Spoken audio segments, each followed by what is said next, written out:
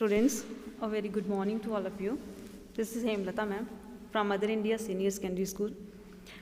Students, yesterday I discussed with you topic phrase, what is phrase and types of phrase.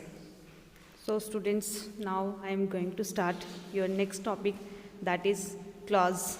कि clause क्या होते हैं, clause की कौन कौन सी टाइप होती है. तो स्टूडेंट्स, सबसे पहले आपके साथ मैं एक क्लॉज जो है वो डिस्कस करूँगी. क्लॉज होता क्या है. तो clause is a group of words that contains a subject and a verb or predicate. तो क्लॉज बच्चे क्या होता है कि ग्रुप ऑफ वर्ड्स होते हैं. जैसे आपको मैंने पहले भी बताया हो कि जो सेंटेंस होता है ग्रुप ऑफ वर्ड्स होते हैं, एक कंप्लीट सेंस बनाते हैं और एक कंप्लीट सेंस उसका सेंटेंस बनता है. तो सेम एज उसमें लेकिन ऑब्जेक्ट होता है और द वर्ड्स जो हैं वो यूज़ किए जाते हैं. बट जो क्लॉज होता है, क्लॉज ग्रुप ऑफ वर्ड्स होते हैं, इसमें जो मेन चीज़ होती है वो होती है कि इसमें एक सब्जेक्ट और एक वर्ब होती है. इसमें प्रेडिकेट भी हो सकता है. प्रेडिकेट आपको पता है कि सब्जेक्ट है, सब्जेक्ट के जो नेक्स्ट पार्ट होता है वो आपको होता है प्रेडिकेट. तो आप यहाँ पे जो मेन चीज़ देखी जाती है वो होती है कि इसमें सब्जेक्ट प्लस एक वर्ब जो है वो ज़रूर होनी चाहिए क्लॉज में. अगर सब्जेक्ट और वर्ब नहीं है देन वो आपका क्लॉज नहीं है. मतलब एक सेंटेंस में आपका क्लॉज हो सकता है और एक क्लॉज जो है वो आपका सेंटेंस बना भी सकता है और नहीं भी बना सकता. बट एक सेंटेंस में क्लॉज जो है वो होता ही होता है. For example, James is a good dancer. तो यहाँ पे देखिए James is a good dancer, यहाँ पे सेंटेंस है. तो ये सेंटेंस में क्लॉज है. मैंने कहा ना आपको कि एक सेंटेंस में क्लॉज होता है, लेकिन एक क्लॉज जो है वो सेंटेंस हो भी सकता है और नहीं भी हो सकता. तो यहाँ पे जेम्स इज़, तो ये जेम्स आपका सब्जेक्ट दिया हुआ है, देन इज़ यहाँ पे आपकी वर्ब है. तो मतलब यहाँ पे आपका क्लॉज है. तो ये सेंटेंस एक ही क्लॉज से बना हुआ है. Next one, I have never been to Paris nor have I visited Dubai. तो इसमें देखिए I have never been to Paris, पहले इतना सेंटेंस हम लेते हैं. आई हैव, यहाँ पे देखो सब्जेक्ट है प्लस इसके साथ हैव वर्ब दी गई है. तो इस सेंटेंस में एक क्लॉज है, देन इसी के साथ इसको ऐड किया गया है हैव आई विजिटेड दुबई. तो हैव आई विजिटेड यहाँ पे भी एक आपका सब्जेक्ट है और एक आपकी यहाँ पे वर्ब है. इट मीन्स कि ये जो सेंटेंस आपको दिया गया है इसमें 2 क्लॉजेस हैं, मतलब 2 क्लॉजेस से ये सेंटेंस बना हुआ है. Next one, Charles want to buy a car, I want to buy a motorcycle but I don't have enough money. तो इस सेंटेंस में ये आपको सेंटेंस दिया गया है. इस सेंटेंस में देखिए आपके कितने क्लॉजेस हैं. First of all Charles want, एक आपका क्लॉज ये हो गया. Then I want to buy, next clause आपका ये. Next one, I don't have.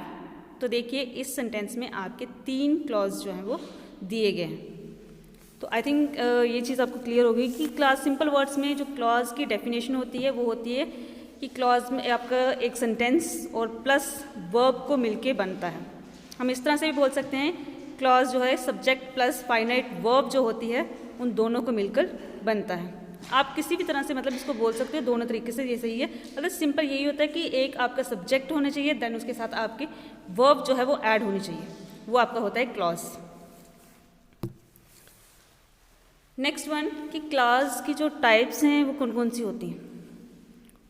First, independent clause. Independent clause को हम मेन क्लॉज कहते हैं, हम प्रिंसिपल क्लॉज कहते हैं, प्लस हम इसको कोऑर्डिनेट क्लॉज कहते हैं.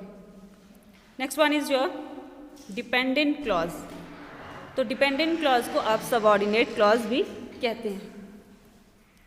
Independent clause or main clause and independent clause is a complete sentence.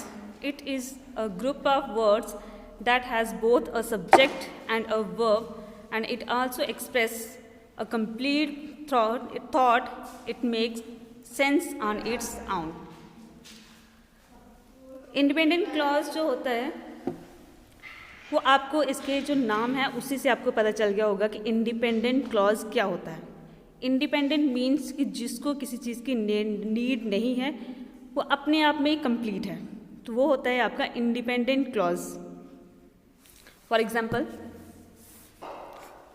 He wants to be an astronaut, कि वो एक एस्ट्रोनॉट बनना चाहता है। अब ये देखिए, ये सेंटेंस लिखा हुआ है he wants to be an astronaut, कि वो एस्ट्रोनॉट बनना चाहे। तो क्या इस सेंटेंस को कंप्लीट करने के लिए हमें किसी और क्लॉज की नीड है? नो, हमें इसको कंप्लीट करने के लिए किसी और सेंटेंस की नीड नहीं है। Next example, he is poor. अगर मैं कोई एग्जाम्पल लूँगी, ऐसे मैं कहूँगी ही इज़ पुअर, तो वो पुअर है। तो क्या इस सेंटेंस को हमें कंप्लीट करने के लिए किसी और क्लॉज की नीड है? नो। जिसको हमें कंप्लीट करने के लिए किसी और की नीड नहीं होती है, वो आपका होता है independent clause. Next one, dependent clause. Dependent clause are subordinate clause. Dependent clause contain a subject and a verb, but it does not express a complete thought. It depends on the main clause to express a complete thought. तो अब देखिए next जो इसका जो types दी गई है, dependent clause. तो dependent clause आपको नाम से ही क्लियर होगा कि डिपेंडेंट क्या होता है, कि जो दूसरे के ऊपर डिपेंड होता है। फॉर एग्जाम्पल, जैसे मैं कहूँ इफ़ ही आस्क मी, अगर वो मुझे कहेगा, मैंने अपने सेंटेंस बोला कि इफ़ ही आस्क मी, अगर वो मुझे कहेगा तो क्या कहेगा? क्या जो मैंने सेंटेंस बोला है, जो मैंने क्लॉज बोला है, वो अपने आप में कंप्लीट है? नो। इसको कंप्लीट करने के लिए हमें एक इंडिपेंडेंट क्लॉज की नीड होती है। तो जिसको कंप्लीट करने के लिए हमें दूसरे क्लॉज की नीड होगी, वो आपका होगा डिपेंडेंट क्लॉज, और जिसको कंप्लीट करने के लिए हमें दूसरे क्लॉज की नीड नहीं होगी, वो आपका होगा इंडिपेंडेंट क्लॉज। नेक्स्ट एग्जाम्पल देखिए डिपेंडेंट क्लॉज की, after all went out. After all went out, जब सारे चले गए, कहाँ चले गए, क्या किया? सभी जाने के बाद तो क्या किया? इसको कंप्लीट करने के लिए हमें दूसरे क्लॉज की नीड होती है। तो दूसरा क्लास जैसे मैं कहूँगी कि after all went out I lock the room, तो मैंने रूम को लॉक किया। तो इसको कंप्लीट करने के लिए हमें दूसरे क्लॉज की नीड हुई, तो ये होता है आपका डिपेंडेंट क्लॉज। डिपेंडेंट क्लॉज और सबऑर्डिनेट क्लॉज। तो स्टूडेंट्स, अगर हम सबऑर्डिनेट क्लॉज की बात करें, डिपेंडेंट क्लॉज की बात करें, तो इसको कंप्लीट करने के लिए हमें एक इंडिपेंडेंट क्लॉज की नीड होती है, बट इसके बीच में हमें कुछ कोऑर्डिनेट कॉम्प्लेक्स जो होते हैं, हमारे सबऑर्डिनेट जो कंजक्शंस होती हैं, वो हमें यहाँ पे इसकी हमें नीड होती है इसको कंप्लीट करने के लिए। तो ये बच्चे आपको मैं उसमें कंपाउंड और कॉम्प्लेक्स सेंटेंसेस में करवाऊंगी, वो उसी में ही आपका होगा। So thank you, have a nice day.